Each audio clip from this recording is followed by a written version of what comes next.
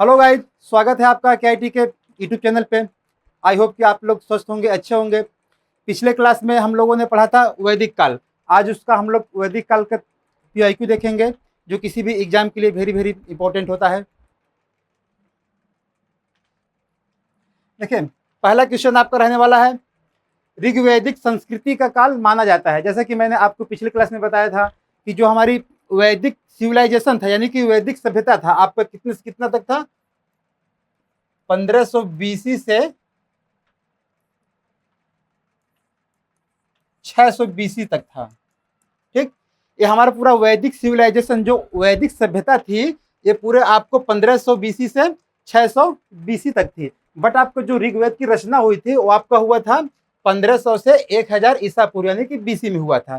ठीक, तो पहला क्वेश्चन आपका क्लियर हो गया। ऋग्वेदिक संस्कृति का काल माना जाता है 1500 BC से, यानी कि ईसा पूर्व से 1000 ईसा पूर्व तक।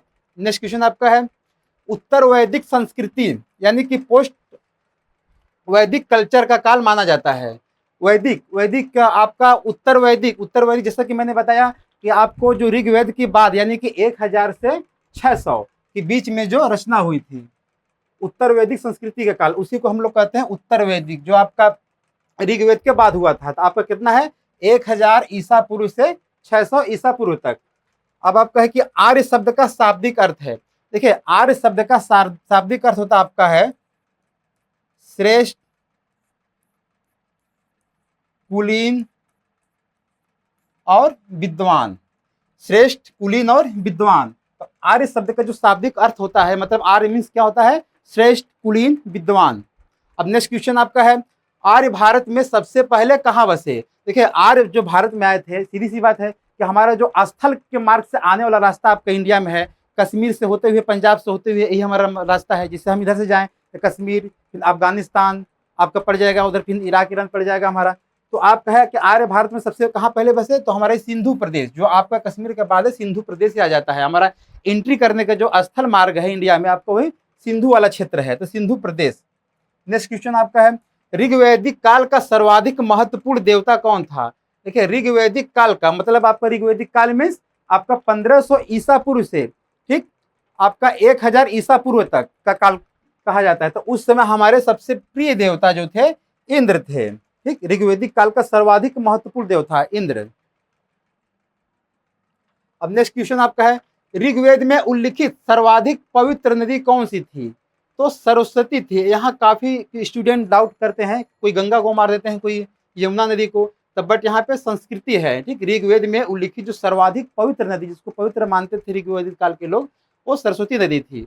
ऋग्वैदिक आर्य किसकी पूजा करते थे, प्रकृति की। देखिए, उसमें नेचर की पूजा होती थी, प्रकृति की पूजा होती थी, यानी कि ऋग्वैदिक आर्य जो थे हमारे, वो प्रकृति की पूजा करते थे। अब वेद है, वेदों की संख्या कितनी थी, सभी लोग जानते हैं। वेदों की संख्या 4 थी हमारी। ठीक, जैसे कि आपका ऋग्वेद, यजुर्वेद, सामवेद और अथर्ववेद। गायत्री मंत्र का उल्लेख, गायत्री मंत्र आपका मोस्ट इंपोर्टेंट है। ठीक, गायत्री मंत्र का उल्लेख किस वेद में मिलता है, तो आपको ऋग्वेद में मिलता है। ऋग्वैदिक आर्यों की भाषा क्या थी, संस्कृत थी। ठीक, ऋग्वैदिक आर्यों की भाषा क्या थी, संस्कृत थी। देखिए, पूछ देता है आपका कि प्राचीनतम वेद कौन सा था, प्राचीनतम वेद कौन सा है, तो सभी को पता होगा प्राचीनतम वेद किसको कहते हैं, ऋग्वेद को कहते हैं। ठीक, किस वेद की रचना गद्य तथा पद्य, ये क्वेश्चन बार बार पूछा जाता है। किस वेद की रचना गद्य तथा पद्य दोनों में हुई है, तो वो यजुर्वेद में हुई है।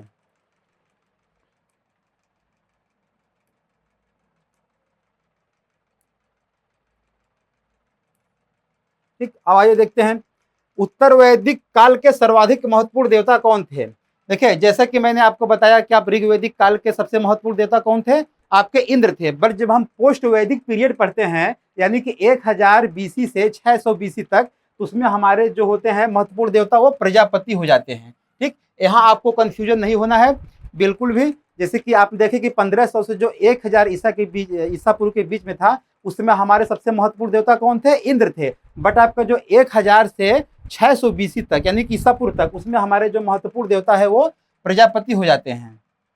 ठीक, उत्तर वैदिक काल में किस धातु की खोज हुई थी, तो क्या लोहा। अब देखिए, उत्तर वैदिक काल में ही हमको फर्स्ट बार लोहे का ज्ञान होता है। आपने देखा, मैंने जैसे आपको पहले पढ़ाया था कि कॉपर का पता चला था ताम्रपाषाण काल में, फिर उसके बाद सिंधु सभ्यता में हमको ब्रॉन्ज का मतलब कांसे का पता चला। ठीक, अब आपको जो लोहे का था, लोहे का किसमें, उत्तर वैदिक काल में, यानी कि 1000 से 600 बीसी के बीच में हमको लोहे का ज्ञान हुआ।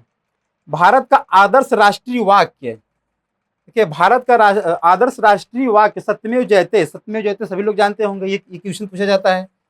तो जो भारत का आदर्श राष्ट्रीय वाक्य सत्यमेव जयते है, पूछ देता है कि कहाँ से लिया गया है। ठीक, तो मुंडकोपनिषद से लिया गया है। ऋग्वैदिक काल का समाज कैसा था? ठीक, ऋग्वैदिक काल का समाज जो हमारा होता है पितृसत्तात्मक हो जाता है, मतलब कि पुरुष प्रधान हो जाता है। ठीक, अब आपका है कि सबसे प्राचीन और प्रामाणिक पुराण कौन सा है? तो हमारा है मत्स्य पुराण है। ठीक, वेदांग की संख्या कितनी है? वेदांग, ये भी पूछा जाता है, तो वेदांग की संख्या कितनी है? 6 है। भारतीय संगीत का मूल किस वेद को कहा जाता है? तो सामवेद को। देखिए सामवेद में जो है संगीत के बारे में बताया गया है। ठीक, संगीत के बारे में, तो आपका है कि भारतीय संगीत का मूल किस वेद में है? तो सामवेद में है। तो ठीक है साथियों, हमने वैदिक सिविलाइजेशन यानी कि वैदिक सभ्यता का कॉन्सेप्ट भी देखा, उसका PYQ भी देखा।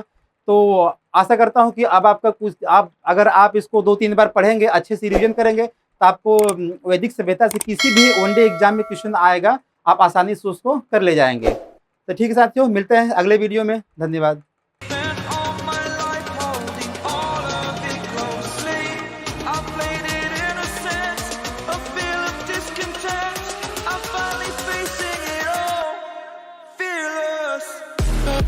Fearless.